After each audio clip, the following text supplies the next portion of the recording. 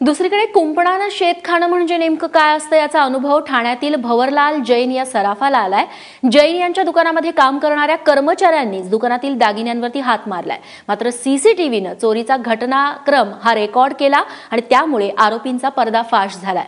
12 November रोजी ही चोरीची घटना घडली होती। या प्रकरणी पोलिसांनी मोहनलाल नाई आणि भवानी शंकर नागदा या दोघांना राजस्थानमधून अटक केली आहे। घटनेच्या दिवशी आरोपींनी मास्क लावून मागच्या दारातून ज्वेलर्समध्ये प्रवेश केलेला होता। दुकानातले जवळपास 7.5 लाखांचे दागिने चोरून हे आरोपी पसार झाले होते। मात्र ठाणे पोलिसांनी मोठ्या शिताफीनं त्यांना अटक केली आहे। आरोपींनी चोरलेला मुद्देमाल जप्त करण्यात देखील पोलिसांना यश आलंय। त्यांच्या सीसीटीव्ही फुटेजमध्ये 2 आरोपी सतत वेश परिधान केलेले आणि मास्क लावलेले या सीसीटीव्ही फुटेजमध्ये ते चोरी करताना दिसून आलेले आहे। आम्हाला एक अशी माहिती मिळाली गुप्त बातमीदारामार्फत की उदयपूर राजस्थान या ठिकाणी या गुन्ह्यातले 2 संशयित आरोपी आहेत।